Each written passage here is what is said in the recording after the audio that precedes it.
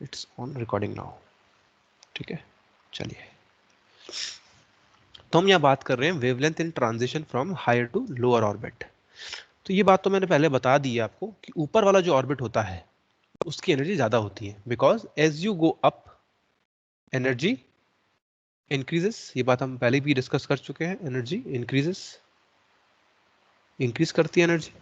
तो अगर इलेक्ट्रॉन यहां से नीचे की तरफ जंप करता भी है तो हायर एनर्जी से लोअर एनर्जी की तरफ आ रहा होगा, लोअर की तरफ आ रहा है, यानी इलेक्ट्रॉन अपनी एनर्जी कम कर रहा है नीचे आते वक्त। अगर वो कम कर रहा है एनर्जी, तो वो एनर्जी जा कहाँ रही है? वो एनर्जी जा रही है कहीं ना कहीं फोटोन में, फोटोन में जा रही है वो एनर्जी। तो हमने बना दिया यहाँ पे photon, H C by lambda energy जा रही है इसमें से।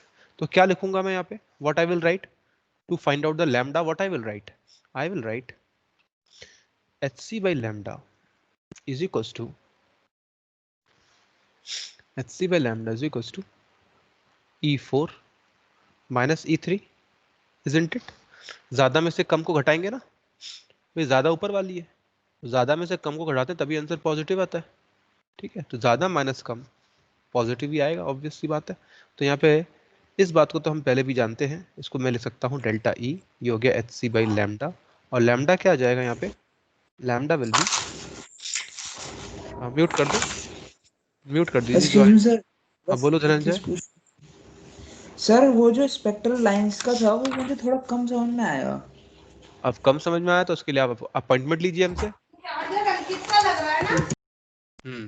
ठीक है, आपके बैकग्राउंड में इतनी आवाज रहेगी तो कैसे समझ में आएगा आपको, ये बताओ।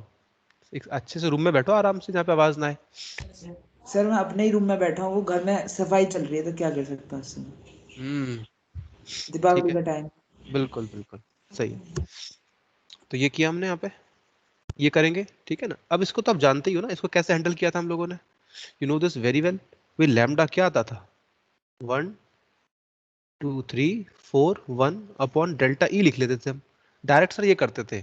आपने फॉर्मूला डायरेक्ट पहले ड्राइव करवा चुके हैं ये चीज, तो ये काम हम कर लेते हैं अक्सर यहाँ पे, ठीक है। और ये जो होता है इलेक्ट्रॉन वोल्ट में होता है, इलेक्ट्रॉन वोल्ट में। और ये जो आंसर आएगा किस में आएगा? एंगस्ट्रॉम में आएगा, ठीक है। You can directly use this formula if energy difference is given to you, if energy difference is given to you, if energy difference is given, then use this। Simple है भाई, लैम्डा निकालने के लिए इसका प्रयोग कर लेंगे। दूसरा तरीका क्या है? ये तो फर्स्ट फॉर्म था, फर्स्ट मेथड है ना, पहला तरीका, इससे कर लेंगे। सेकंड तरीका क्या है? सेकंड मेथड वो कहेगा कि ये है एन इनिशियल, ये है एन फाइनल। भाई पहले इलेक्ट्रॉन यहां था और कूद के यहां आ गया इलेक्ट्रॉन, तो फोटोन निकलेगा बाहर एच सी बाई लैम्डा का। तो यहाँ पे क्या कहेंगे हम लोग? यहाँ पे कहेंगे भाई देखो H C by lambda is equal to होगा सर, साफ साफ सी बात है, हम एन आई पे हैं, यहाँ पे एन फाइनल में आ रहे हैं, तो ऑब्वियस सी बात है ई इनिशियल माइनस ई फाइनल ही करेंगे। क्यों करेंगे भाई, ऐसे क्यों करेंगे बताओ? क्योंकि इनिशियल ज्यादा है ना, तो ज्यादा में से तो कम घटाते हैं तभी एनर्जी आएगा। तो यहाँ हो जाएगा एच सी बाई लैम्डा, ठीक है। Okay, what is E initial in terms of this orbit? In terms of this orbit क्या होगा यहाँ पर? हम कहेंगे -13.6 Z square by N initial का स्क्वायर, माइनस ये फॉर्मूले का आ गया, फाइनल क्या होगा? -13.6 Z square upon N final का स्क्वायर। ये हो गया हमारे पास एच सी बाई लैम्डा, ठीक है। This is what we have got now. Okay fine, no problem. Now what I will do is, इसको थोड़ा सा अच्छे से सजा लेते हैं। तो सजावट इसकी अगर करते हैं तो क्या लिखेंगे? तो ये हो जाएगा 13.6 1/n फाइनल का स्क्वायर माइनस 1/n इनिशियल का स्क्वायर, बाहर आ गया जेड स्क्वायर, ठीक है जी। ओके, एक चीज और ध्यान रख लो, आर एच सी, ये नोट है आपके लिए, ठीक है ना, नोट। आर एच सी का जो वैल्यू होता है वो कितना होता है? Value of R H C, it is equal to 13.6 electron volt. ये होता है आर एच सी का वैल्यू यहाँ पे, ठीक है, 13.6 electron volt. Keep this thing in mind. This is Rydberg constant. You know very well what is Rydberg constant. H भी मालूम है, C भी मालूम है, तो इसको मल्टीप्लाई करते हैं तीनों को, तो ये निकल के आता है इसका आंसर, क्योंकि कांस्टेंट ही है अपने आप में, तो ये आ जाता है। ठीक है, तो अब मैं क्या लिख सकता हूँ यहाँ पे, I can very well see 13.6 electron volt पहले से है यहाँ लिखा हुआ, so I can replace this 13.6 electron volt by this RHC term। तो क्या हो जाएगा, थोड़ा सर्दी हो गया मेरे को, तो ठीक है, आवाज खराब सी हो गई है।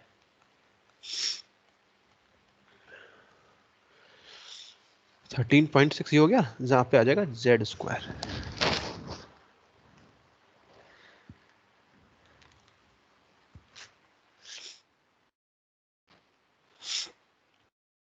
तो मैंने लिख दिया, इस HC से HG काट दो, तो क्या आ जाएगा 1/लैम्डा is equal to R bracket 1/n final का स्क्वायर माइनस 1/n इनिशियल का स्क्वायर।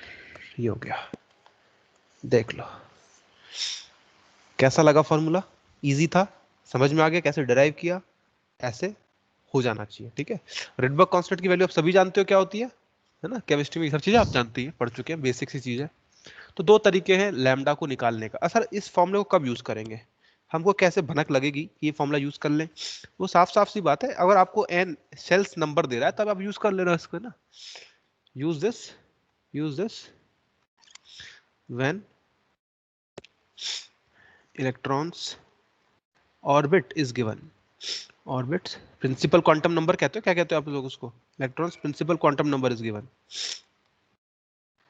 बता देना गलती ना हो जाए मेरे पे यहाँ से, ठीक है ना, principal quantum number is given of the transition. Yes Saumya, am I right? Yes, sir. Okay, ठीक है, तो these are the two formulas which you have to remember. Energy difference दे तो वो करना है, अगर ना दे तो ये करना है। ठीक है भाई, समझ में आ गई बात।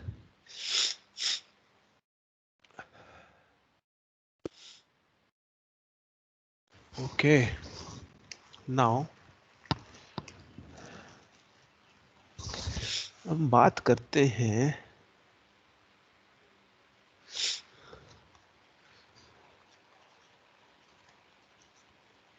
हाइड्रोजन स्पेक्ट्रम की। हाइड्रोजन स्पेक्ट्रम,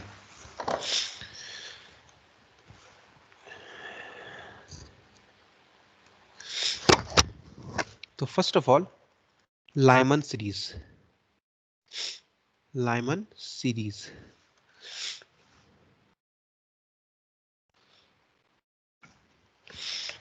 जानते तो हैं ही आप इसको, तो मैं इसमें जो इंपॉर्टेंट बातें हैं उनको डिस्कशन में लूंगा यहाँ, ठीक है ना, जो फिजिक्स पॉइंट ऑफ व्यू से खास करके इंपॉर्टेंट है। लाइमन सीरीज क्या होती है, तो भाई ये तो है हमारी ग्राउंड स्टेट, ठीक है, ये आ गया हमारा दूसरा वाला स्टेट, फिर ये आ गया, ऐसे ही चलता ही जा रहा है, थमने का कोई नाम नहीं ले रहा है, और जाते ही जाएगा भाई इन्फिनिटी पे, रोक थोड़ी ना इसको कोई। तो ये हो गया n=1, ये n=2, ये 3, ये 4, भाई ये 5, ठीक है ना, ये हो गया।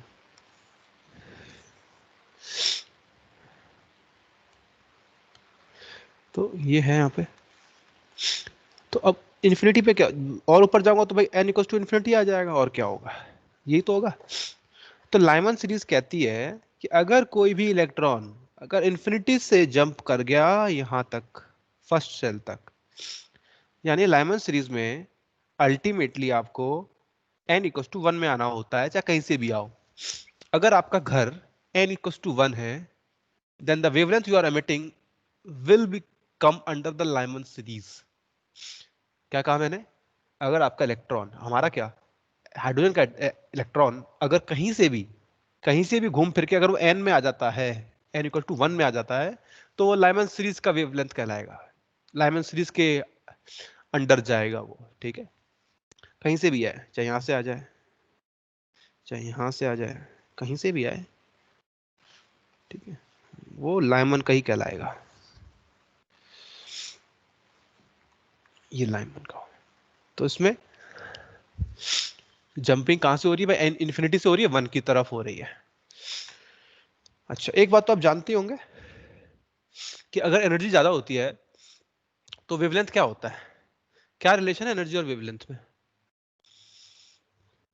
इनवर्स सर इनवर्स होता है ना। इसको विजुलाइज कर पाते हो आप कि मतलब हाँ सर, फील भी आ रही है इस बात की कि वेवलेंथ कम है तो एनर्जी ज्यादा ही होगी? फील कर पाते हैं? मैंने शायद फील कराया होगा आपको एक बार, मैंने बनाया यस होगा। सर, ये बताया बनाया, था क्लास यस में। सर। देख लो। ये तो ऑब्वियस सी बात है भाई, ये खतरनाक ताकतवर लग रही है, ऐसा लगता है तो काम तमाम कर देगी, ऐसा लग रहा है। तो वेवलेंथ अगर कम है तो एनर्जी ज्यादा होगी।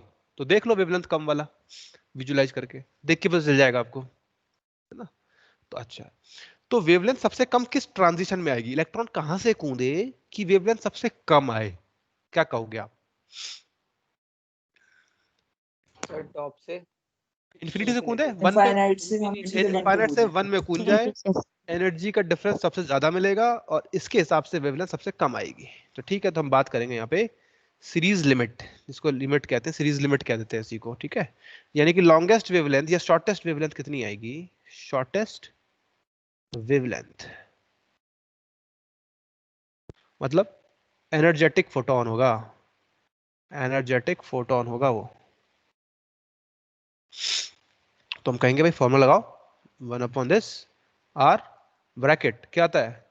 फाइनल वाला आता है ना, फाइनल वाला कौन सा है? 1 है अपॉन इनिशियल वाला, ठीक है। फाइनल वाला पहले आता है फिर इनिशियल वाला। तो ये कितना हो जाएगा भाई? आर आ गया 1/λ। तो लैम्डा कितना आ गया यहाँ पे? 1/r आ गया।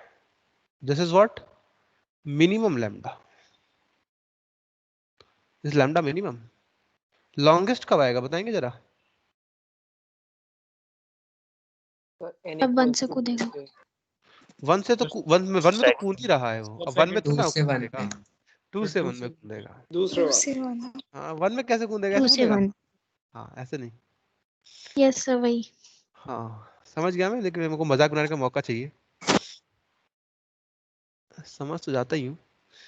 तो देखो, हमको चाहिए लॉन्गेस्ट वेवलेंथ, यानी कि कमजोर वाला भी फोटोन चाहिए, थोड़ा कमजोर सा फोटोन होगा, ठीक है। कमजोर फोटोन होगा, एनर्जी नहीं है इसमें तो कमजोरी हुआ ना। तो फिर वेवलेंथ की लंबी होगी, तो यानी क्या आएगा? 1/λ max is equal to R bracket final वाला माइनस इनिशियल वाला। सॉल्व वॉल्व करो उसको तो हमको मिल जाएगा 1/λ max is equal to R 1 minus 1/4। Solve वॉल्व करने पे मैं डायरेक्ट आंसर लिख रहा हूँ, it will be 4/3r। This is your lambda max. Longest wavelength आ गई, ये मिनिमम आ गई, ये मैक्सिमम आ गई। और बाकी जितनी भी वेवलेंथ होगी कहां से कहां लाई करेंगी? लैम्डा मैक्स से लैम्डा मिनिमम के बीच में लाई करेंगी। एक सेकेंड,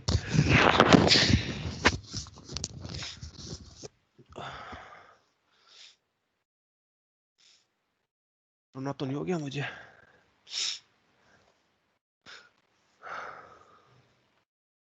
तो सारी जो वेवलेंथ होंगी ना हमारी, वो लैम्डा मैक्स से लैम्डा मिनिमम के बीच में लाई करेंगी। अच्छा, अब हमने ना इस पे स्टडी करी कि भाई लैम्डा आ रहा है मैक्सिमम से और मिनिमम के बीच में, ये किस का पार्ट है?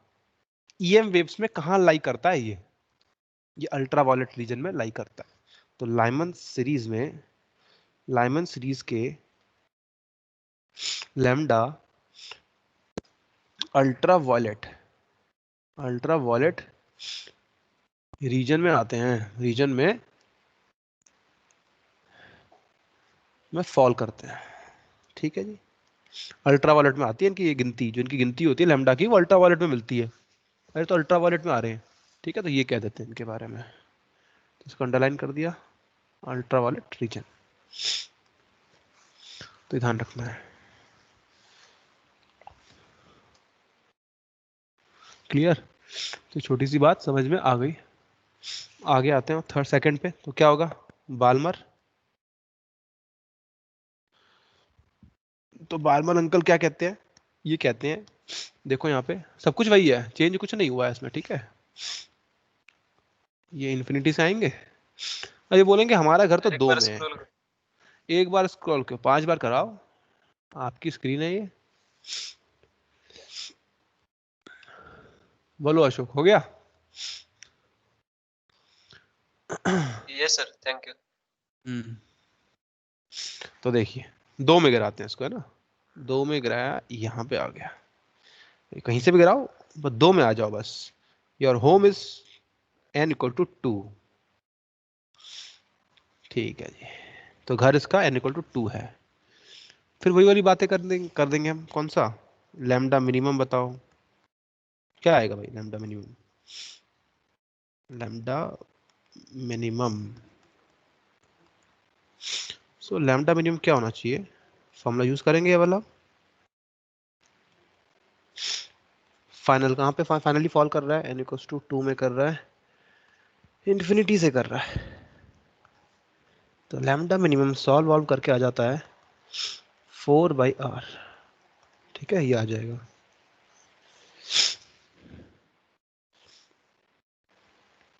Just a second.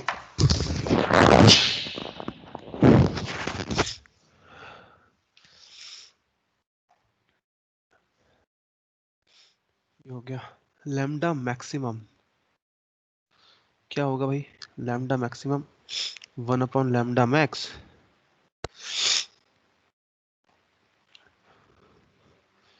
2 का स्क्वायर माइनस 1/3 का स्क्वायर।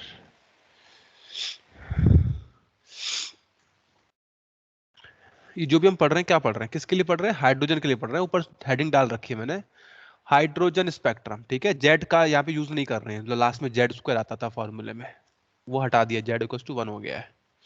तो यहाँ पे क्या आ जाएगा सॉल्व करके, जरा बताइए। 6/5r। 6/5 आ रहा है? 36/5r। 36/5। ठीक है, तो ये कर दिया। ठीक है, ये डन। तो लैम्डा इसमें जो आ रहा है वो कहाँ से कहाँ लाई कर रहा है? इसमें लाई कर रहा है। और मजे की बात तो ये है कि जो लैम्डा आया है ये किस में फॉल करता है? क्या कहेंगे? हाँ, these fall in visible region of EM waves। ये जो कलर दिखते हैं आपको ना, कलर, वो इसी वजह से दिख रहे होते हैं। अगला कौन सा सीरीज है? Lyman Balmer Paschen. Paschen. Paschen है। तो इसमें हम देखेंगे, पेस्ट कर दिया। तो भाई अब कह रहा है कि जहां से कूदो, पर कूद के 3 में आ जाना, कोई दिक्कत नहीं है फिर। ठीक है, आ गए 3 में कूद के। अब वही सब बातें हैं पुरानी धुरानी, आप कर लोगे, है ना? I am getting bored with all this things, it's I am leaving up to you now. ठीक है, कर लेना।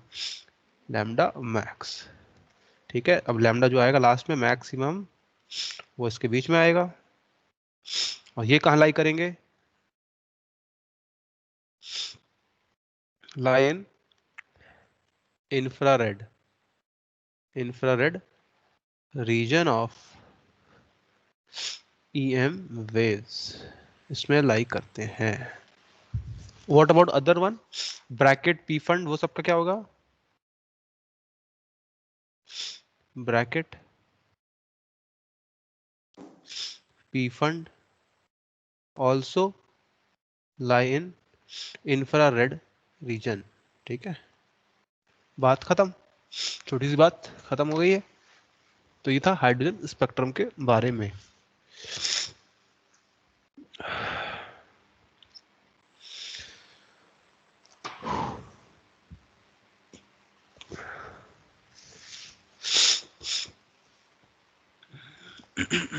तो एक सवाल की तरफ हम लोग आते हैं, पेज नंबर 147 पे, question number 9। Come on everyone, reach to that page, page 147, question number 9। Let's do it and crack it.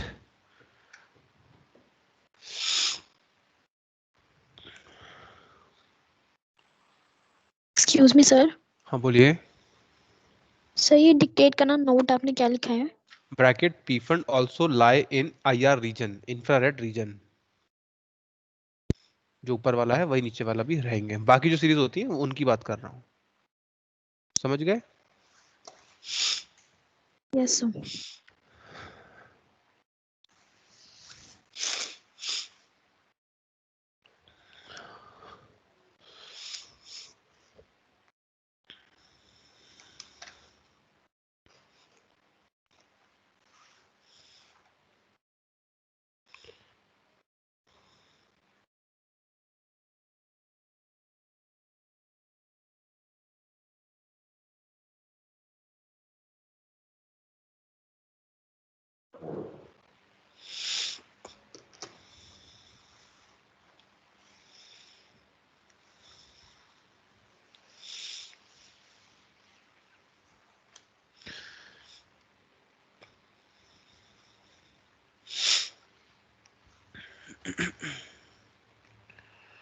तो 147 क्या कहता है क्वेश्चन? मैं डायग्राम बनाता हूँ उसका।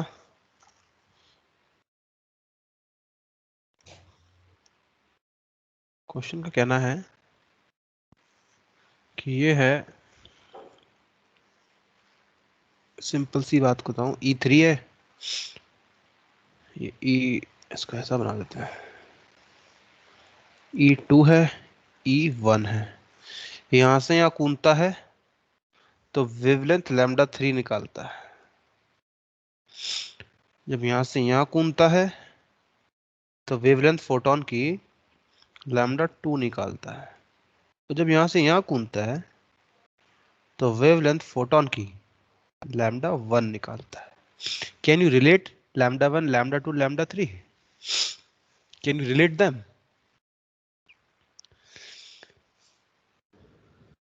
एक होता है रिलेट करना, एक होता है कंपेयर करना।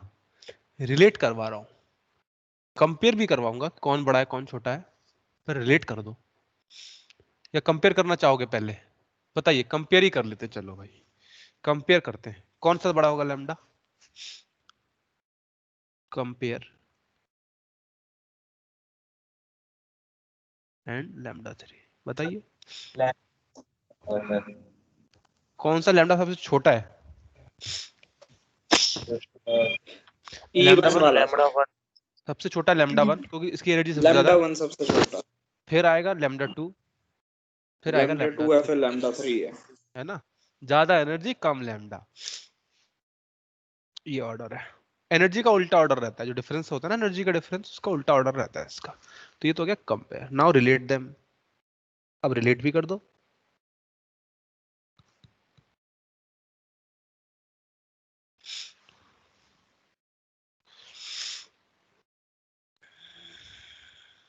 तो lambda 1 is equal to lambda 2 into lambda 3 by lambda 2 plus lambda 3। Cheating करिए,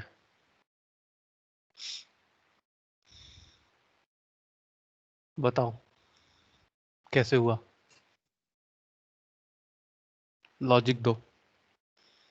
इक्वेट करके होगा सर, कैसे? मुझे तो पूरा बताओ। पूरा ही। हाँ मतलब स्टार्टिंग किससे करूं मैं? ये लिख दिया, मेरे को समझ में आ जाना चाहिए बस। हाँ, कैसे होगा? कुछ तो किया होगा।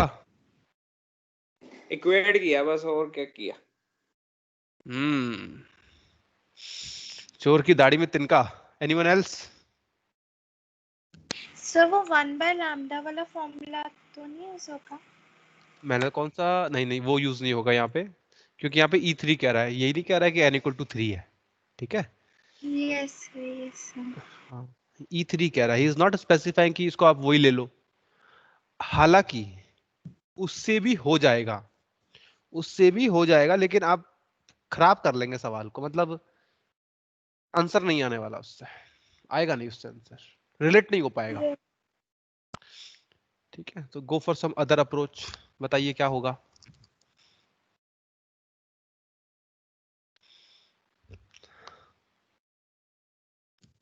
Yes Ankur Rana, are you there?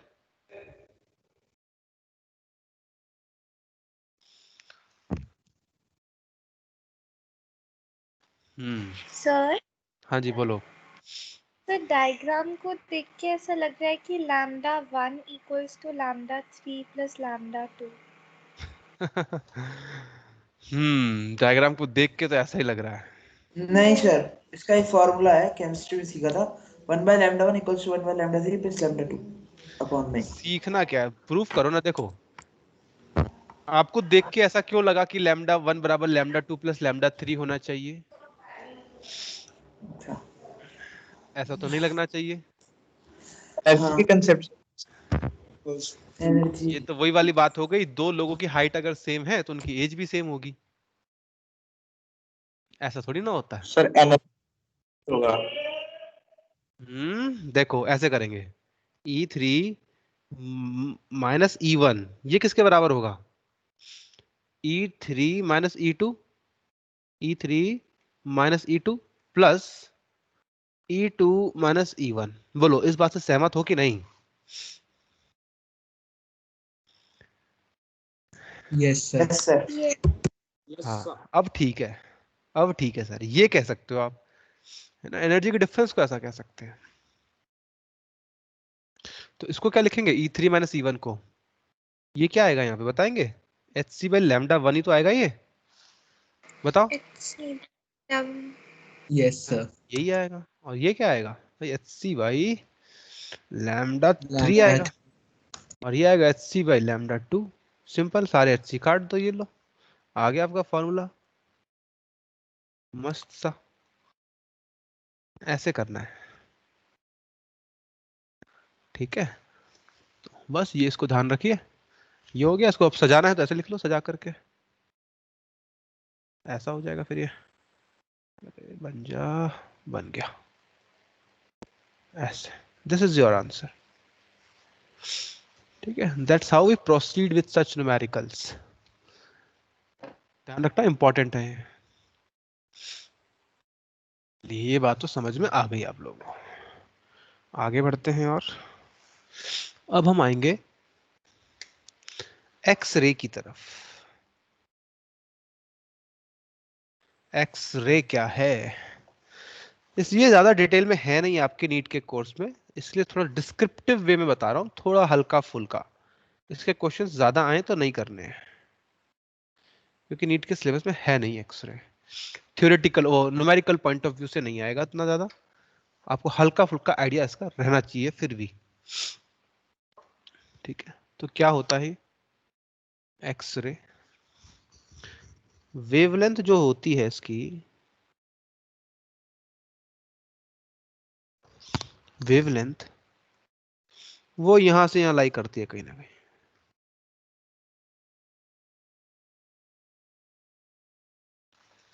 इस रेंज में अगर वेवलेंथ होगी तो वो एक्सरे ही कहलाएगी, है ना। एक्सरे आर प्रोड्यूस्ड, कब होते हैं पैदा x ray?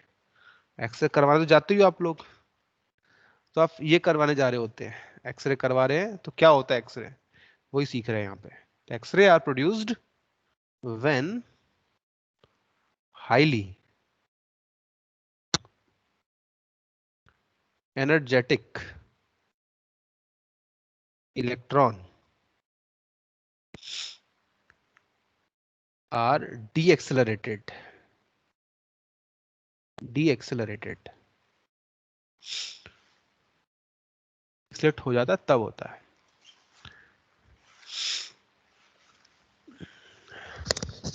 when bombarded on, when bombarded on heavy metal,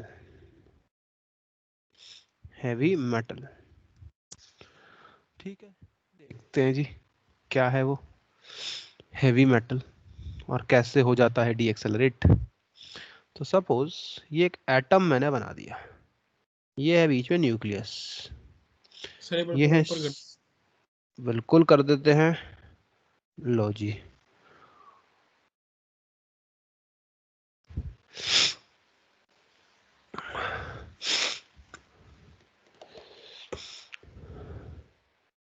yes sir. तो देखो ये है न्यूक्लियस, ठीक है, अब यहाँ इलेक्ट्रॉन है बहुत सारे, ठीक है, मैं लाल रंग से इलेक्ट्रॉन को दिखा देता हूँ। ये है इलेक्ट्रॉन, ऐसे ही भर दे रहा हूँ मैं, अकॉर्डिंग टू द रूल्स नहीं भर रहा हूँ।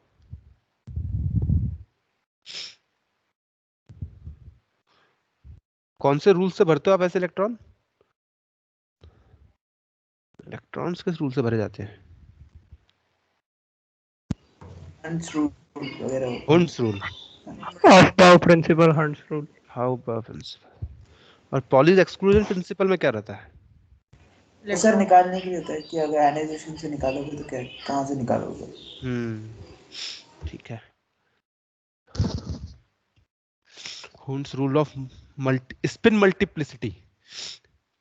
देखो यहाँ पे है इलेक्ट्रॉन्स हमारे पास, ये बहुत हैवी मेटल है, ठीक है ना, हैवी मेटल है यहाँ पे, मॉलीबेडनम समथिंग, बहुत बड़ा सा भारी सा भरकम सा मेटल है ये, ठीक है। नाउ क्या करेंगे,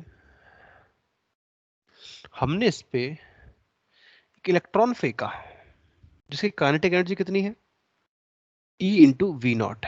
what is this V naught? Potential difference. ये आप जानते ही हैं, पोटेंशियल डिफरेंस से भी इलेक्ट्रॉन की काइनेटिक एनर्जी लाई जा सकती है, याद होगा आपको, मैंने ड्राइव किया था एक बार ये, है ना, ES EVS potential, stopping potential देखा था हम लोगों ने, हमने बात की थी। तो यहाँ रुके हुए इलेक्ट्रॉन को आप इतना तेज भगा सकते हैं, यानी काइनेटिक एनर्जी जो आ जाती है उसके पास वो E इंटू वी नॉट के बराबर आ जाती है काइनेटिक एनर्जी, अगर एक्सेलेरेट कर देते हैं पोटेंशियल डिफरेंस में। तो ठीक है, इतना काइनेटिक एनर्जी का इलेक्ट्रॉन उस पर फेंका जा रहा है, और बहुत सारे फेंके जा रहे हैं, एक नहीं बहुत सारे इलेक्ट्रॉन्स फेंके जा रहे हैं, इलेक्ट्रॉन्स ही हैं जो कि फेंके जा रहे हैं। So what will happen, what do you think will happen in this scenario, जब इनको आप ऐसा फेंक रहे हैं तो भाई कुछ तो जो होंगे वो तो ऐसे ही निकल जाएंगे, सीधे ही निकल गए, कुछ हुआ ही नहीं।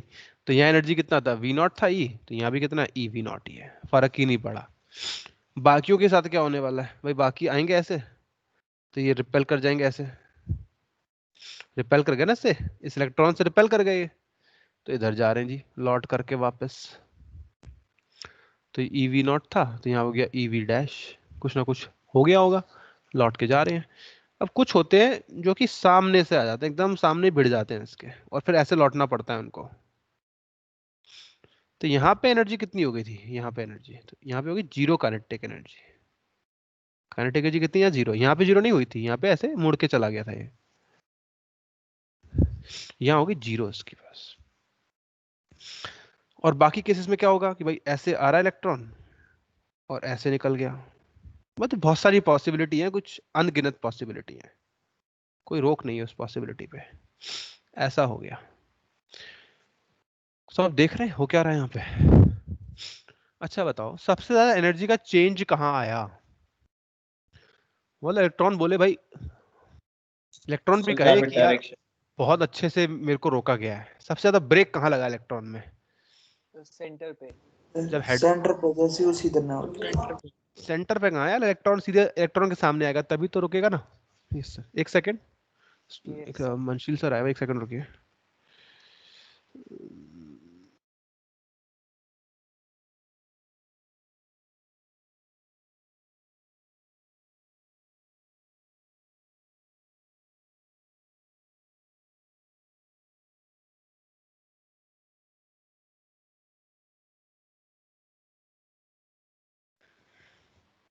चलिए,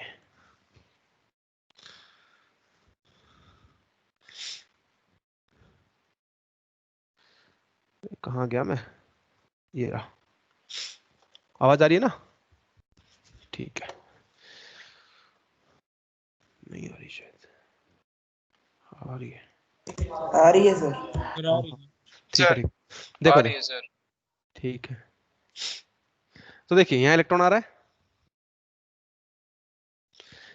इलेक्ट्रॉन आ रहा है ऐसे, और ये रुक गया यहाँ पे आकर ना, यहाँ पे आकर रुक जाएगा, हेड ऑन कोलिजन होगा। एक इलेक्ट्रॉन अगर इलेक्ट्रॉन के सामने भिड़ेगा जाके तो रुकी तो जाएगा, ये तो क्या बच के निकल गए आजू बाजू से, ये सीधा निकल गया। तो मैक्सिमम लॉस कहाँ हो रहा है, head on collision, maximum loss of energy, maximum loss of energy. Sir हाँ जी, सर अगर रुक जाएगा तो फिर रिपेल नहीं होगा बाद में? हो तो रहा, जा तो रहा वापस लौट के, तो सर जब हिट हुआ जब की काइनेटिक एनर्जी कह रहे हो आप? हाँ, जब ये एकदम यहाँ पे रुक गया, जब पलटी मारी होगी इसने। अच्छा, ओके सर। उसके बाद तो आ ही जाएगी एनर्जी इसके पास। डाउन कर लीजिए। ठीक है, तो कितनी लॉस हुई एनर्जी यहाँ पे बता सकते हैं? Kinetic energy initial minus kinetic energy final, तो क्या हो जाएगा? ईवी नॉट आ जाएगा सिर्फ। ये मैक्सिमम लॉस हुआ है एनर्जी का।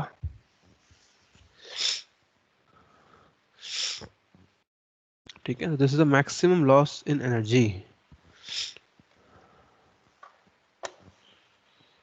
ओके, अब मिनिमम लॉस कहाँ हो रहा है? यहाँ हो रहा है।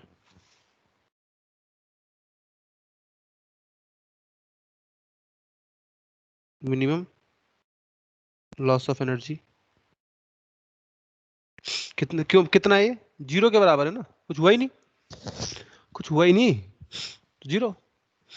अच्छा, तो फिर लैम्डा मैक्सिमम कहाँ आएगा, लैम्डा मिनिमम कहाँ आएगा? किसमें लैम्डा मिनिमम आएगा? देखो, अगर इलेक्ट्रॉन रुक रहा है तो उसकी अपनी एनर्जी गंवा रहा है ना। काइनेटिक एनर्जी कम हो रही है, इलेक्ट्रॉन की जाकर आ रही है, फिर काइनेटिक एनर्जी। दिस लॉस, मैं लिखता हूं यहाँ पे, this loss, the loss in kinetic energy of this loss in kinetic energy due this kinetic energy due to breaking action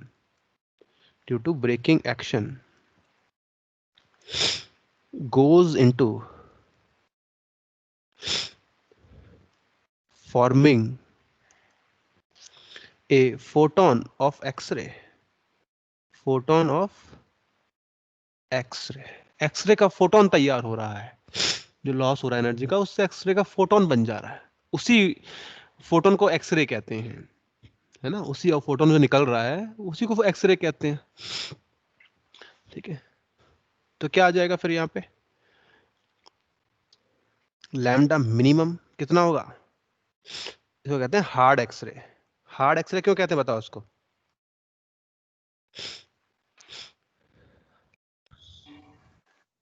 highly energetic x ray होगा ना ये। एनर्जी डिफरेंस ज्यादा होगा। हाँ, एनर्जी बहुत ज्यादा होगा। Highly energetic X-ray. तो ये कितना आ जाएगा? ये आ जाएगा सीधा सीधा आपके पास कितना आएगा, कैसे निकालेंगे? तो आप कहोगे, ऐसे कहोगे, H C by lambda minimum is equal to loss in kinetic energy. जो लॉस हुआ है कितना हो गया?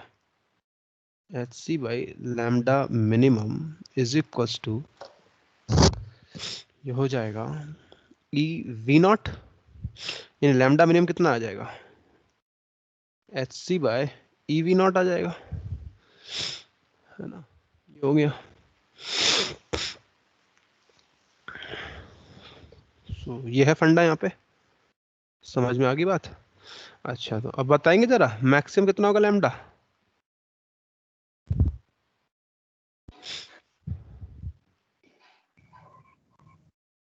यस गाइस, बताओ लैम्डा मैक्सिमम।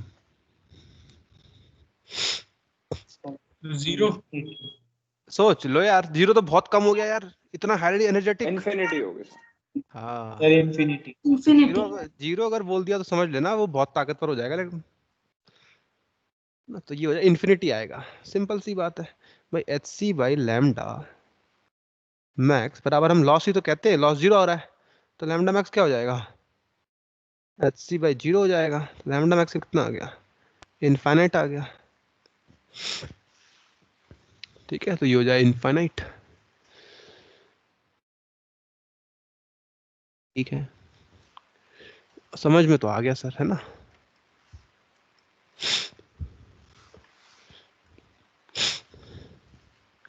एक सेकंड हो गया यहाँ पे।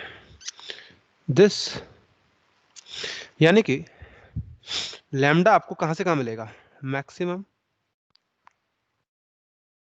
से मिनिमम के बीच में मिलेगा। इस बात से सहमत हो आप लोग? इस बात सहमत हो कि नहीं? बिल्कुल है सर। यहाँ पे अगर मैक्सिमम मिनिमम आ रहा है, यहाँ पे मैक्सिमम आ रहा है, तो ऑब्वियस सी बात है जो बीच में निकल के वो जा रहे होंगे इलेक्ट्रॉन्स, वो कहीं ना कहीं सारा कुछ मिल जाएगा हमको, कंटिन्यूस मिल जाएगा, है ना। समझ रहे हो, ये बात है इसमें। Yes sir. इसको हम कहते हैं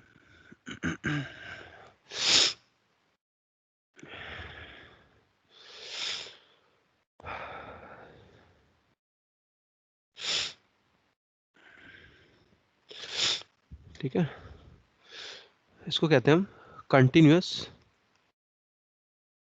स्पेक्ट्रम।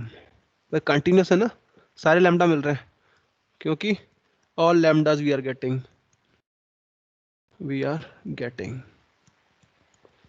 सारे मिल जा रहे हैं, कंटिन्यूअस हो जाता है।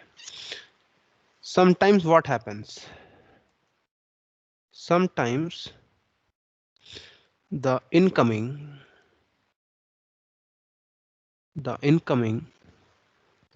electron knocks out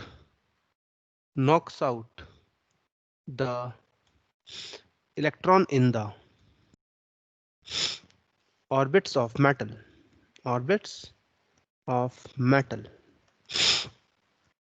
knocks out the electron in the orbits of metal.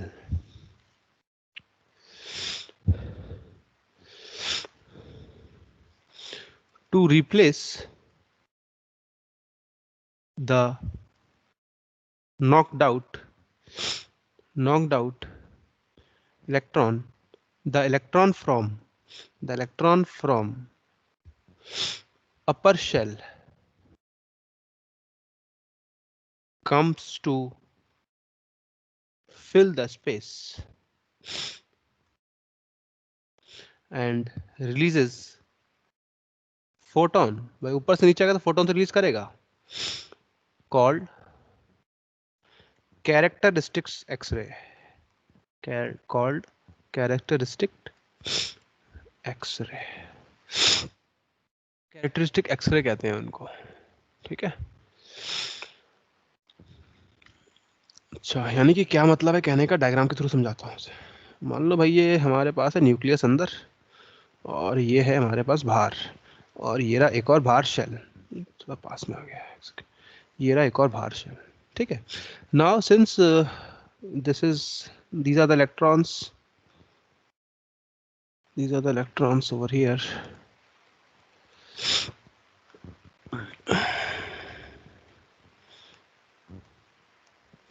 मान लो ऐसा हो जाए कि इलेक्ट्रॉन तो आ रहा जी बाहर से, इलेक्ट्रॉन आया बाहर से, अब उसने इसको उखाड़ दिया, इसको उखाड़ के फेंक दिया, टकराया इससे और ये बाहर निकाल दिया, आउट कर दिया इसको यहाँ से, तो व्हाट विल हैपन, या तो वैकेंसी बन जाएगी। तो इस वैकेंसी को कौन फिल करने आएगा, ये वाला इलेक्ट्रॉन फिल करने आएगा यहाँ पे, कि भाई यहाँ से जगह खाली हो गई है, मैं ऊपर से नीचे आ जाता हूँ।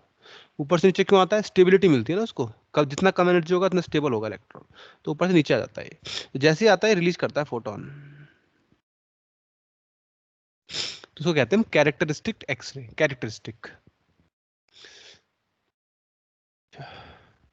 बात समझ में आ गई होगी, कॉपी कर लो जो कॉपी करना चाह रहे हैं इसको।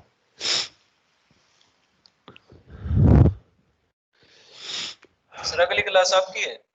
नहीं मेरी नहीं है, मनशील सर आए तो थे, क्योंकि अगर मैंने अगली क्लास ले ली तो OW वाले जो तलवार लेके खड़े हो जाएंगे।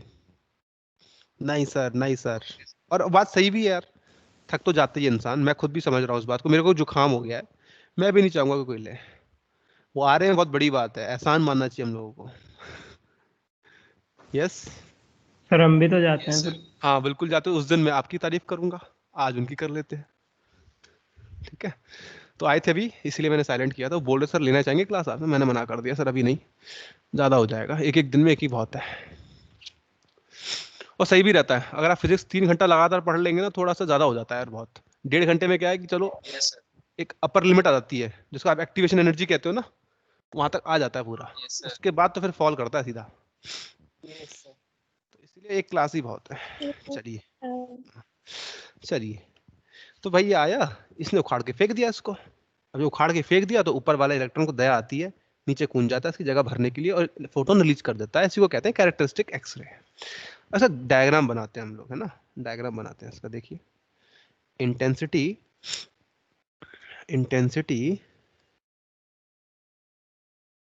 वर्सेस लैम्डा का, इंटेंसिटी वर्सेस लैम्डा का ग्राफ बना रहे हैं। What is the meaning of intensity? Intensity हम लोग क्या समझते हैं? नंबर ऑफ फोटॉन्स, यही तो होता है नंबर ऑफ फोटॉन्स। तो बताइए, आप खुद ही सोच के बताइएगा, ठीक है ना? कौन सी वाली चीजें इसमें ज्यादा हो रही होंगी? अरे यार ये क्या हो गया इसको? कौन सी वाली चीजें इसमें ज्यादा हो रही होंगी? ज्यादातर क्या हो रहा होगा? क्या ज्यादातर हेड ऑन कोलिजन हो रहा होगा? आप जानते हैं atom is a mainly a void space, atom is a mainly a empty space, है ना? ये तो मैंने फिर भी पास पास दिखा रखा है। तो ज्यादातर क्या होगा? क्या हेड ऑन कोलिजन होगा? इतनी ज्यादातर निकल जाएगी सर। ज्यादातर नहीं होगा ना ये Yes. तो बहुत ही कम चांस है कि हेड ऑन कोलिजन हो जाए, बहुत ही कम चांस है। तो यानी कि इसके जो फोटोन निकलेंगे बहुत कम निकलेंगे। बताओ, जो हेड ऑन कोलिजन वाले फोटोन निकल रहे होंगे, जो कि सबसे मिनिमम होता है लैम्डा, वो सबसे कम निकल रहा होगा कि नहीं निकल रहा होगा? वो वाला फोटोन, उसका नंबर तो कम होगा कि यस नहीं सर। होगा? सबसे कम नंबर होगा उसका। भाई एक ही फोटोन निकला है, मान लो दो कोलिजन है तो दो फोटोन निकले, जितने फोटोन निकलते हैं उतना इंटेंसिटी होता है। तो ज्यादातर, और ये बात भी सही है कि जो मिनिमम लॉस ऑफ एनर्जी हो रहा है ना, minimum loss of energy zero वाला, वो वाला केस भी सबसे कम ही होगा। ज्यादातर क्या हो रहा होगा? ज्यादातर क्या लग रहा है आपको क्या हो रहा होगा? इन बिटवीन देम, यहाँ से जो निकल रहे होंगे वो ज्यादातर वो हो रहा होगा कि ज्यादातर इसके बीच में से निकल रहे होंगे। बात सहमत हो कि नहीं? यानी जो फोटोन निकल रहे होंगे ज्यादातर उस रेंज में ज्यादा निकल रहे होंगे। Is it clear? तो यही कहना चाह रहा हूं मैं यहाँ पे। तो जो मैक्सिमम होंगे वो तो फिर अनडिफ्लेक्टेड निकल जाएंगे ना? नहीं, यहाँ से यहाँ थोड़ा बहुत तो असर डालेंगे ना यार, ये वाले ऐसे मोड़ देंगे इसको, ऐसे करके आएगा। तो ये देखो दिखाता हूँ, ऐसे ऐसे ऐसे निकल गया। देखो मैं धक्का मारा इसने, इसने रोका होगा, फोर्स लगाया होगा रिपल्शन का, एनर्जी तो कम कर ही रही होगी इसने। सम, हाँ। हाँ, तो यहाँ पे ब्रेक लगा ना, यहाँ से यहाँ तक, तो यहाँ से यहाँ तक तो ब्रेक लगा। इसके बाद क्या एक्सेलेरेट कर गया। हम तो कह रहे हैं जब ब्रेक लगता है तभी एक्सरे निकलते हैं। भाई ब्रेक तो लगेगा ना सभी में जो भी आ रहे हैं यहाँ पे आसपास। Yes sir. तो दैट ब्रेकिंग एक्शन की वजह से एनर्जी कम हो जाती है, उसी वजह से फोटोन निकलता है।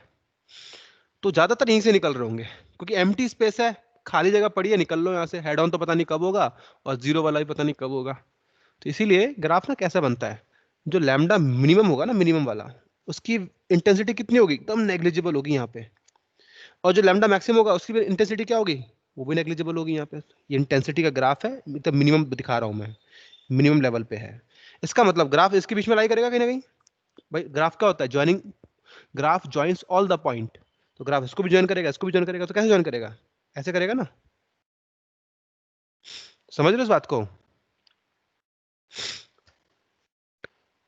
हजम हुई कि नहीं? सर एक बार समझा दो ये वाला पॉइंट। यस ये लैम्डा मैक्सिमम हो गया। लैम्डा मैक्सिमम वाले फोटोन भी सबसे कम होंगे और लैम्डा मिनिमम वाले भी सबसे कम होंगे। फोटोन कम होगा तो इंटेंसिटी भी कम होगा। देखो इंटेंसिटी कम है इनका दोनों का, सबसे कम नहीं है इंटेंसिटी। देखो दया नहीं आ रही आपको देख करके? इंटेंसिटी इतना कम है, कम आ रही है। यस। यस। अब ग्राफ इंटेंसिटी वर्सेस मैं लैम्डा का बना रहा हूं, तो दो पॉइंट तो मैंने सेलेक्ट कर लिए। तो ग्राफ क्या होता है? Joining, graph joins these two points. तो how can the graph join these two points? Can you tell me? It will it join like this? No, it will not join like this.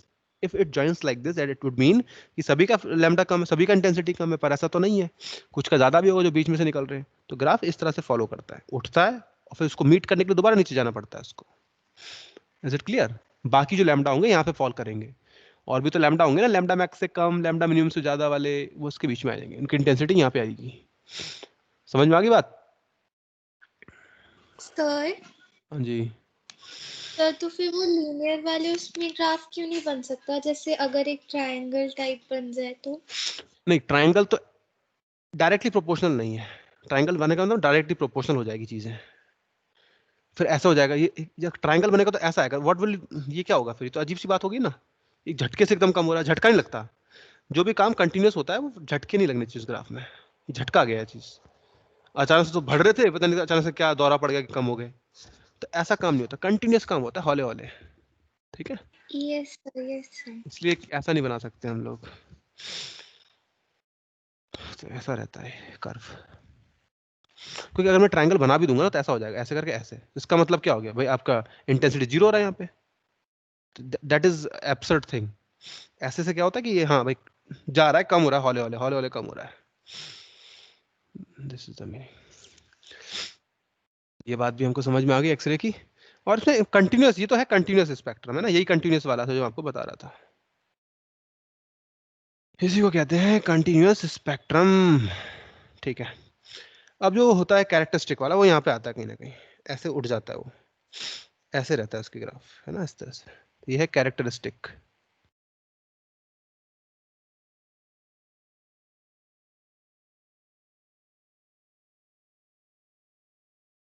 This is characteristic spectrum.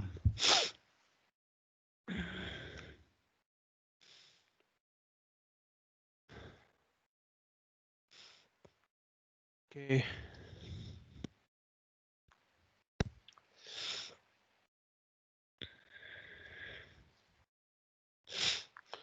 तो this finishes our atom वाला part. Atom वाला part यहाँ पे खत्म हो जाता है, जो एटम में है इतना ही दिया हुआ है एटम में। हाँ जी, सर एक बार कैरेक्टरिस्टिक वाला बता दो, ये समझ में नहीं आया। कैरेक्टरिस्टिक वाला समझ में नहीं आया। यस।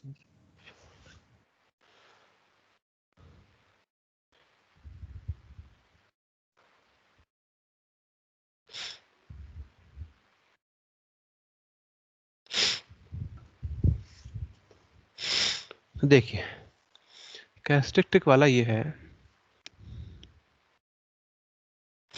कि यहाँ से यहाँ पे अगर इलेक्ट्रॉन जाए, यहाँ से यहाँ तक इलेक्ट्रॉन, अगर देखो ये इलेक्ट्रॉन निकाल दूंगा मैं, तो ये वाला इलेक्ट्रॉन का फर्ज बनता है कि नीचे वो ऑक्यूपाई करना, उसको ऑक्यूपाई करेगा ना। ये तो निकल चुका, ये वाला इलेक्ट्रॉन ने इस इलेक्ट्रॉन को निकाल दिया, ये तो खुद भी निकल गया और ये भी निकल गया, बचे नहीं, खाली कर दिया। अरे पत्थर से पत्थर को मारोगे, खेलते नहीं हो क्या, पत्थर तो पत्थर, दोनों पत्थर निकल जाते हैं वहां से। तो इस जगह दूसरा इलेक्ट्रॉन आया ये जगह भरने के लिए। जब जगह भरने के लिए आया, तो फोटोन निकालेगा नहीं निकालेगा, बताओ। यस सर, निकालेगा। तो यही फोटोन का जो लैम्डा है वही कैरेक्टरिस्टिक स्पेक्ट्रम में काउंट होता है। सर ये तो समझ में आ गया, सर ग्राफ नहीं आया। ग्राफ उसका पीक ऐसे मिलता है, अचानक से यहाँ पे कहीं लैम्डा आएगा, उसका जो लैम्डा आता है ना उसका यहाँ पे कहीं आता है, जो निकलता है इसका लैम्डा। अगर मैं इसका लैम्डा यही कह रहा हूँ तो यहाँ मिलेगा आपको वो लैम्डा, ऐसा बताया गया है। इसके बाद ही मिलता है वो, इस तरफ इस वाले हाफ में आता है, राइट हैंड साइड वाले उठ जाता है, जाना ज्यादा इंटेंसिटी होती है उसकी, काफी ज्यादा इंटेंसिटी होती है। यानी कि क्या मतलब है इसका, इंटेंसिटी ज्यादा क्यों है? क्योंकि हेड ऑन कोलिजन से ज्यादा ये हो रहा होगा कि नॉकआउट भी हो रहे होंगे वहां पे, टक्कर खा खा के जा रहे हैं बाहर सब लोग। नॉकआउट का मतलब ये नहीं कि डायरेक्ट टकराई जाए इससे, नॉकआउट का मतलब ये कि दूर से भी अगर जाएगा ना ऐसे करके तो भी निकाल देगा इसको। कोलिजन का मतलब ये भी होता है, रिपेल कर देगा। हाँ निकाल देगा उसको भाई, इसी को निकाल दिया, इसी को ऐसे इतना पास पहुंच जाएगा ये निकल जाएगा, उखड़ के बाहर आ जाएगा ये भी। तो ये काम भी हो रहा होगा ज्यादातर, तो इसलिए इसका इंटेंसिटी लगभग काफी ज्यादा है ना।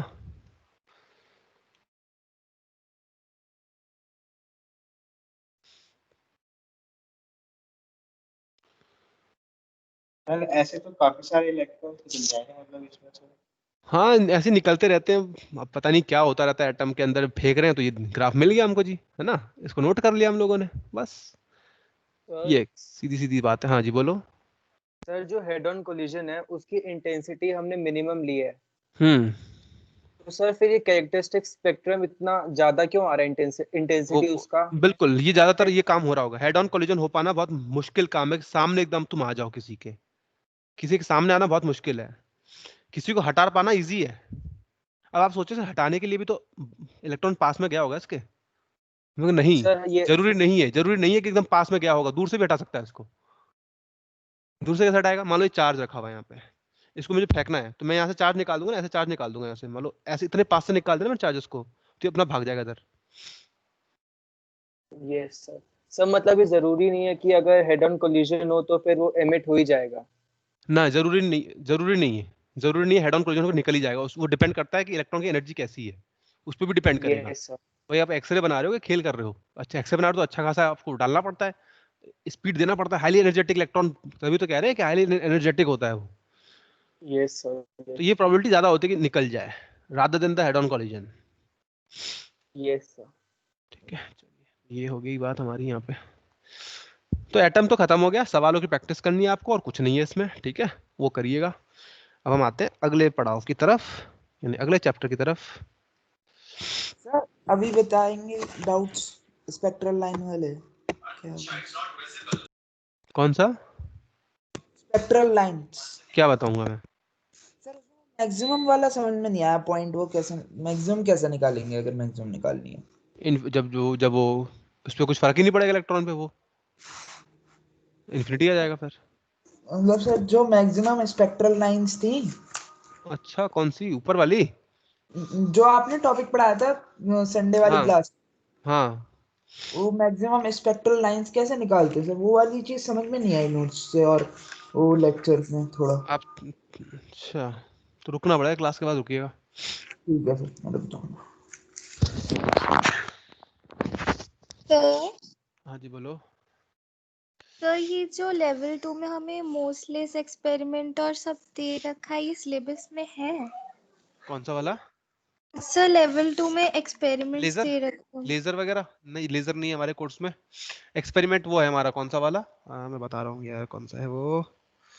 डुअल नेचर का एक्सपेरिमेंट है one, Germer experiment, high division Germer experiment. Sir हाँ जी, बाकी एक्सपेरिमेंट नहीं होंगे। हाँ रे ऑप्टिक्स में आप फोटोमेट्री मना किए थे, मैंने जब आपसे हाँ पूछा था। तो बिल्कुल। वो एनसीईआरटी में भी दिया हुआ है। सवाल उस पे नहीं आता है, सवाल नहीं आता है फोटोमेट्री पे। एनसीईआरटी में वैसा नहीं दिया रखा जैसा किताब में दिया हुआ है, उस पे सवाल नहीं है। मुझे दिखा देना एक बार पेज कौन सा है वो, मैं देख के बता दूंगा। ठीक है।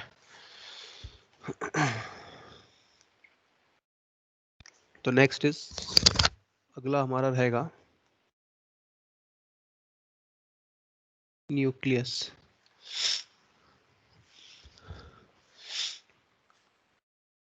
Nucleus chapter.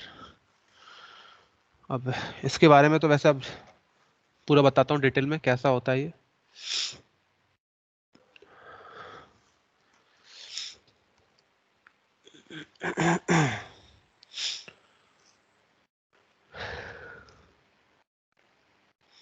तो रिगार्डिंग न्यूक्लियस, तो न्यूक्लियस में क्या क्या चीज होती है, किस किस से बना होता है nucleus? Proton proton neutron. And neutron. है ना? प्रोटॉन होते हैं इसके अंदर, न्यूट्रॉन होते हैं। Proton and neutron.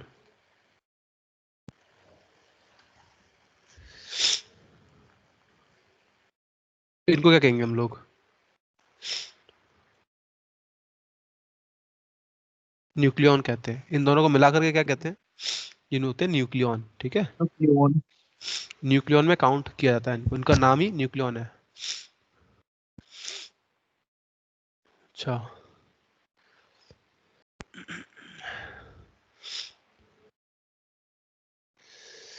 तो इसमें कुछ और बातें ये हैं भाई, मास ऑफ प्रोटॉन कितना होता है? Mass of proton 1.6 into 10 raised to power minus 31। लाला गलत कर गया। 27 होता है, वो इलेक्ट्रॉन का होता है। हाँ, 1.675 होगा न्यूट्रॉन का। ये हो गया। ठीक है,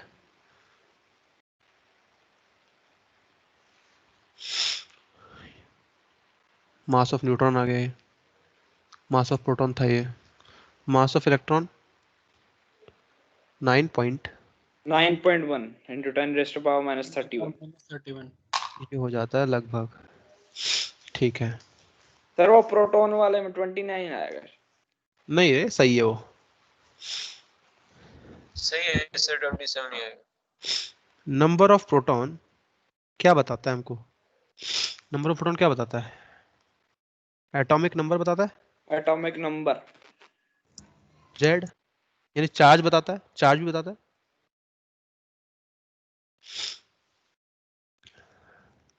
number of proton that is also the charge, also the charge कितना होगा। तो एटॉमिक नंबर की क्या जिम्मेदारी है? एक तो नंबर ऑफ प्रोटॉन बताना और चार्ज का अनुमान दे देना, कोई चार्ज कितना होगा इससे तो अंदाजा लगा सकते हो ना आप। एटॉमिक नंबर मालूम है तो चार्ज भी बता सकते हो, है ना? जितने प्रोटॉन होंगे उतने चार्ज होगा, फिर उस हिसाब से निकाल लेंगे। तो ये हो गया। अगला दैट इज आता है टोटल न्यूक्लियॉन। टोटल न्यूक्लियॉन को क्या कहते हैं? Number of total nucleon number. Atomic mass हो गया। टोटल न्यूक्लियॉन ये हो जाएगा एटॉमिक मास। नहीं, इसको कहते हैं मास नंबर कहते हैं ना, मास नंबर कहते हैं। क्यों कहते हैं भाई मास नंबर? क्यों कहते हैं mass number? Why mass number? क्योंकि सर ये exact नहीं होता सर, एक नंबर होता है, एग्जैक्ट मास में से डिफरेंस होता है। हाँ ये एग्जैक्ट नहीं होता सर, ये वो हाँ कार्बन पे मेजर। हाँ ये लगभग आपको एग्जैक्ट मास भी, लगभग आपको मास भी दे देता है और कितना नंबर है वो भी दे देता है। दोनों काम कर देता है ये, लगभग मास भी दे देगा और लगभग नंबर भी दे देगा आपको। समझ रहे हैं? तो लगभग दोनों चीजें बता देता है आपको, मास भी बताता है और नंबर भी।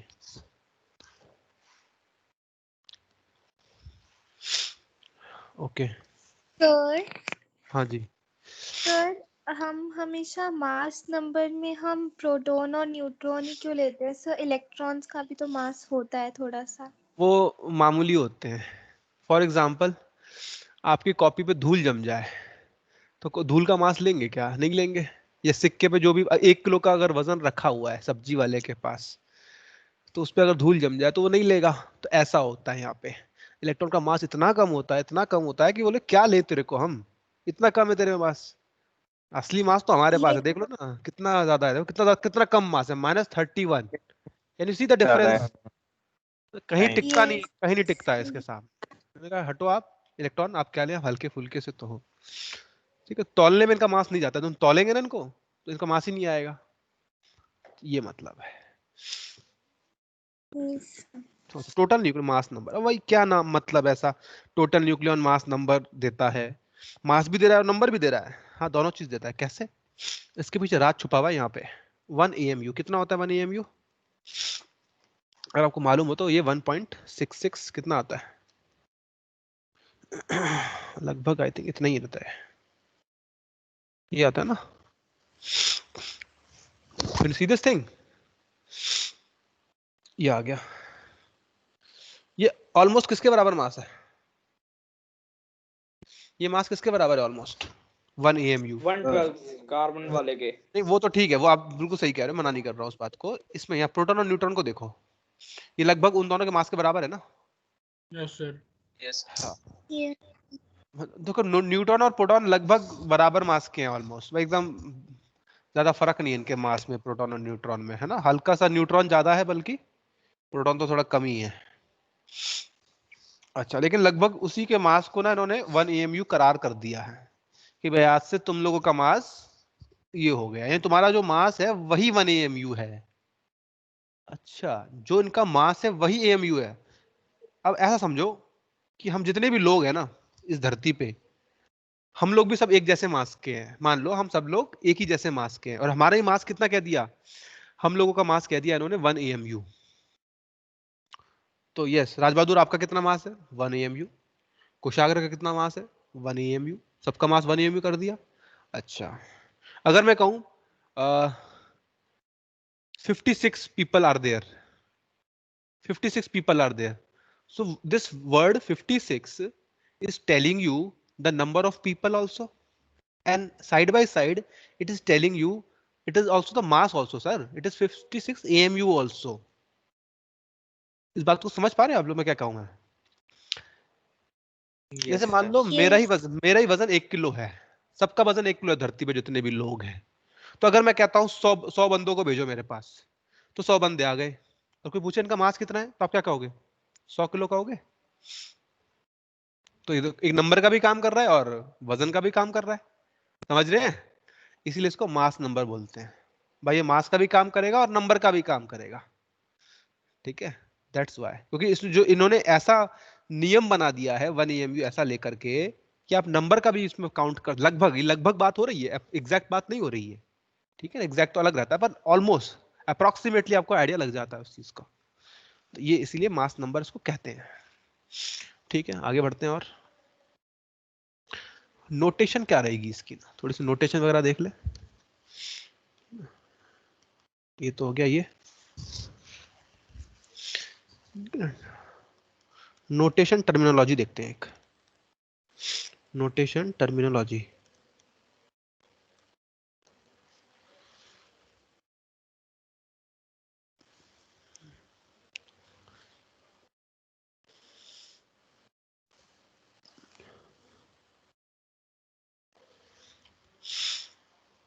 Notation terminology. ओके, तो अगर मान लो कोई x या कोई y कुछ भी है, y ले लिया मैंने यहाँ पे, कोई एटम है ये, तो ऊपर क्या रहता है इसके, a, नीचे क्या रहता है z, ऊपर रहेगा मास नंबर, नीचे रहेगा z, यानी ये एटॉमिक नंबर भी और चार्ज के बारे में भी हमको अंदाजा दे देता है। ठीक है, अच्छा, ये तरीका फॉलो करते हैं, ऊपर आ जाएगा ये। अगर मैं बात करता हूँ इलेक्ट्रॉन की, तो इलेक्ट्रॉन का मास नंबर कितना होता है? इलेक्ट्रॉन का मास तो होता ही नहीं सर, 0। अच्छा, इलेक्ट्रॉन का चार्ज कितना होता है? -1। ये टर्मिनोलॉजी देख लो आप, है ना, टर्मिनोलॉजी ऐसा लिखते हैं। मान लो प्रोटॉन लिखा मैंने, प्रोटॉन, प्रोटॉन का मास नंबर कितना होगा? वो तो 1 ही होगा, वो खुद ही, उसका खुद का मास ही, जो अपना ही मास है, खुद का मास ही इसका मास नंबर है। और उसका चार्ज कितना होगा? +1, तो यहाँ आ जाएगा 1। जेड को बता रहा है, जेड को बता रहा है ना, जेड एटॉमिक नंबर, तो ये प्रोटॉन जो है एटॉमिक नंबर में भी आता है और मास नंबर में भी आ रहा होता है। What about neutron? न्यूट्रॉन क्या कहोगे आप? भाई चार्ज तो है नहीं इसके पास, 0। भाई एटॉमिक नंबर में तो काउंट होता नहीं ना ये, 0। मास नंबर कितना है इसका? वन अरे हो बोलो गया। यार, 1 हो जाएगा ना ये बात। 1। तो ऐसा दिखाते हैं न्यूट्रॉन को, कभी दिखाएंगे ना न्यूट्रॉन आपको, ऐसा दिखाएंगे कि किसी रिएक्शन में ऐसे निकल रहा है न्यूट्रॉन, ऐसे निकल रहा है प्रोटॉन, ऐसे ऐसा दिखा देते हैं। तो ये टर्मिनोलॉजी फॉलो कर रहा होता है वो, इसलिए ऐसा दिखाता है।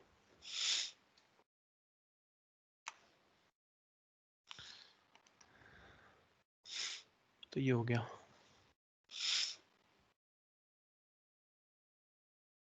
Next comes is grouping of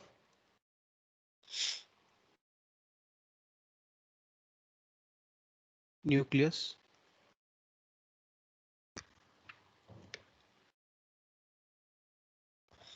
तो first of all it comes is isotope. नाम देखते जाओ, आइसोटोप क्या होता है। नेक्स्ट इज आइसोबार क्या होता है। नेक्स्ट इज आइसोटोन क्या होता है। Other one is, fourth one, isodiaphere क्या होता है। आइसोडायाफर्स, इनके बारे में देखते हैं। तो देखिए आइसोटोप, टोप जो नाम है यहाँ पे, ये टोप जैसा वर्ड सा आ रहा है ना, टोप जैसा वर्ड आ रहा है यहाँ पे, टोप, लिख जाओ यार। ये क्या बता रहा है? आवाज किसकी ज्यादा आ रही है? आइसोटोप, टी वर्ड ज्यादा साउंड आ रहा है, तो इसको हम कहेंगे एटॉमिक नंबर सेम होगा, एटॉमिक नंबर सेम होगा इसमें। आइसोबार, बार में किसका आवाज आ रहा है? बी का आ रहा है ना आवाज, यानी वजन ज्यादा होगा इसमें ना, वजन। तो वजन का मतलब यहाँ पे क्या हो जाएगा? मास नंबर सेम होना चाहिए। वजन को तो यही काउंटर करता है, वजन के बारे में यही बताता है, तो ये कहेगा मास नंबर सेम। आइसोटोन, तो टोन आ रहा है यहाँ पे पी आ रहा था, प्रोटॉन नंबर के बारे में हमको समझ में आ गया, पी फॉर प्रोटॉन हो जाता है ना। यहाँ पे एन, एन का मतलब क्या होगा यहाँ पे फिर? क्या कहेंगे? Neutron number same, neutron number same होगा। ठीक है, तो ट्रिक्स बना रखी है मैंने आप लोगों के लिए। यहाँ पे क्या कहेंगे? आइसोडायाफर्स, आइसोडायाफर्स क्या लगता है आपको उसमें क्या होगा? यहाँ पे डायाफर्स को समझ के आ रहा है हमको कि difference, difference, D for difference, difference, किसका डिफरेंस सेम होगा? आइसो का मतलब सेम होता है, तो होना तो सेम ही है, किसको सेम होना है? डिफरेंस को सेम होना है। किसका डिफरेंस? न्यूट्रॉन माइनस प्रोटॉन का जो डिफरेंस होगा नंबर का, वो सेम होगा। बढ़िया बात है, proton neutron minus proton number लिखाओगे तो सेम मिलेगा आपको। यानी कि न्यूट्रॉन कितना होता है, न्यूट्रॉन का नंबर कैसे निकालोगे आप? ए माइनस जेड करके निकालोगे कि नहीं, बताओ। अगर आपको न्यूट्रॉन निकालना हो कितना नंबर है, कैसे निकालोगे? ए माइनस जेड करके, बोलिए। ए, यस। Yes sir. अच्छा, और minus of P, minus of Z, ये जेड ही तो है, प्रोटॉन नंबर क्या होता है? जेड होता है, जेड हो गया। ये क्या होना चाहिए? सेम होना चाहिए। यानी क्या आ गया यहाँ पे? ए माइनस, ये आ जाएगा A minus 2z is equal to same होना चाहिए। तो ये है ग्रुपिंग ऑफ न्यूक्लियस। और उनके तौर तरीके याद करने के। ठीक है, ध्यान रखिएगा।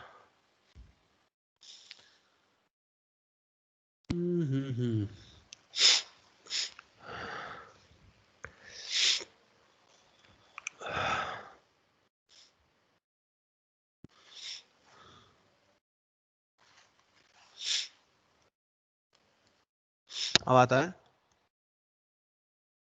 Size of nucleus. तो वॉल्यूम जो होगा न्यूक्लियस का वो किसके प्रोपोर्शनल होगा? ऑब्वियस सी बात है, मास नंबर के। जितना ज्यादा मास नंबर होगा उतने ज्यादा न्यूक्लियॉन होंगे, उतना ज्यादा वॉल्यूम होगा। यानी कि 4/3 pi r cube is directly proportional to A, यानी कि r cube is proportional to 3/4 pi 3/4 pi A. तो आर कितना आ जाएगा यहाँ से? 3/4 पाई की पावर 1/3 ए की पावर 1/3, ऐसा कुछ आ जाएगा। ये प्रोपोर्शनल वर्ड लगाना है मेरे को यहाँ पे ना, प्रोपोर्शनल है। तो इस प्रोपोर्शनलिटी से साइन को हटा देते हैं ना, तो ये आता है आंसर आर नॉट ए की पावर 1/3। प्रोपोर्शनलिटी हटा दी मैंने, तो रेडियस है ये न्यूक्लियस का रेडियस, रेडियस ऑफ न्यूक्लियस। ऐसे निकाला जाता है radius of nucleus, where A is the, भाई मास नंबर जानती है दुनिया, जानती है इसको, तो मास नंबर है, ये मास नंबर हो गया। What is the value of A over here? Sorry R naught, what is the value of R naught? It is 1.2 into 10 की पावर -15 मीटर, ये होगा। ठीक है, यानी 1.2 फेम्टोमीटर भी कहते हैं इसको, फेम्टोमीटर। तो आर नॉट की वैल्यू हो गई ये वाली। ठीक है, समझ में आ गई बात? तो सिंपल है, रेडियस निकाल लिया आपने, न्यूक्लियस कैसे निकाल लेंगे। Next move on to another part, that is nuclear force. Nuclear force पे आ जाते हैं।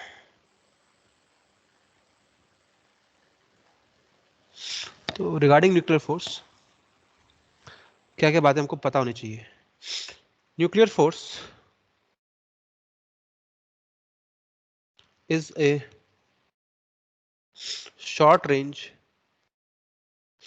and powerful force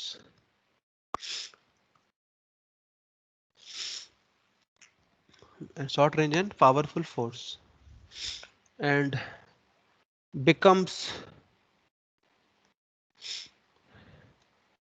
negligible, yani zero, becomes zero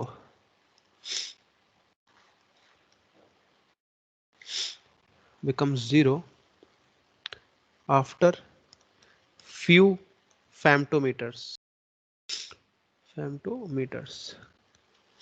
तो शुरू होते ही खत्म हो जाता है, बहुत पास में रहता है इसका न्यूक्लियर फोर्स, बहुत शॉर्ट रेंज है, पावरफुल है, बहुत पावरफुल है, पर अपने इलाके में ही पावरफुल है। फॉर एग्जाम्पल ऐसा समझो, ऐसा समझिए कि किसी इंसान को मैंने रस्सी से बांध दिया खंबे के साथ। इमेजिन, किसी इंसान को मैंने खंबे के साथ बांध दिया रस्सी से, पर उसके हाथ खुले रखे हैं, हाथों को नहीं बांधा है मैंने, जनरली हाथ भी बांध दिए जाते हैं, पर हाथ उसके खुले हुए हैं, खंबे से बंधा हुआ है। तो वो किस किस को इन्फ्लुएंस कर सकता है? किस किस को इन्फ्लुएंस कर सकता है? जो उसकी रेंज में आएगा उसी को पकड़ लेगा, वो छोड़ेगा नहीं फिर कभी। समझ रहे हो? या ऐसा समझिए, एक और एग्जांपल लेता हूं मैं, कि जैसे हाँ, एक शेर है पिंजरे के अंदर बंद है, ये एग्जांपल सही है। एक शेर है पिंजरे के अंदर बंद, तो पिंजरे के बाहर तो कुछ नहीं कह सकता, आप उसको कितना भी चिढ़ा लो। पर अगर आपको उस पिंजरे में डाल दिया जाए तो क्या होगा? वो आपको खींच लेगा, छोड़ेगा नहीं। जो शेर का इलाका है वो पिंजरे के अंदर ही है, उसी के अंदर अगर कुछ आ जाता है तो छोड़ेगा नहीं उसको, उसके बाहर वो कुछ नहीं कह सकता। इसका मतलब है वो है तो शॉर्ट रेंज, यानी उसका इलाका क्या है, शॉर्ट है, लेकिन है वो बहुत पावरफुल। अगर आप आ गए ना उसके हत्ते तो छोड़ेगा भी नहीं, और अट्रैक्टिव होता है। ये बात भी सुन लीजिए, अट्रैक्टिव होता है, पावरफुल, अट्रैक्टिव फोर्स, दमदार, एकदम बहुत दमदार। इससे ताकतवर कोई दुनिया में कोई फोर्स नहीं है, इतना फोर्स ताकतवर है इसका है। कि लाइट को भी नहीं छोड़ता है। सोचो लाइट भी अगर इसके पास से निकल जाए ना तो लाइट को भी नहीं छोड़ेगा, इतना भूखा फोर्स है ये, ठीक है ना। तो very thirsty force, very powerful, ये है न्यूक्लियर फोर्स के बारे में। अच्छा, एक और बातें लिखते हैं इसके बारे में। Nuclear force between proton proton, neutron neutron and proton neutron are all same, are all same, same ही होते हैं इनके फोर्स। आपस में जो खींच रहे होते हैं ना, अब देखो प्रोटॉन प्रोटॉन को खींचेगा, बिल्कुल खींचेगा, प्रोटॉन प्रोटॉन को खींचेगा, बिल्कुल खींचेगा, न्यूट्रॉन न्यूट्रॉन को भी खींचेगा, प्रोटॉन न्यूट्रॉन को भी खींचेगा। All are same force, all have यही कहो, all have same attractive nuclear force, सबका सेम है। सब लोग आपस में उतनी सख्ती से पकड़ के रखें एक दूसरे को, जो कि प्रोटॉन न्यूट्रॉन न्यूट्रॉन प्रोटॉन कुछ भी हो, फर्क नहीं पड़ता है। इंडिपेंडेंट ऑफ चार्ज, यूं कह सकते हैं, it is independent of charge. एक बात और लिखना चाहें इसकी तारीफ में, तो it is independent of charge. Charge से कोई मतलब नहीं होता है इसको।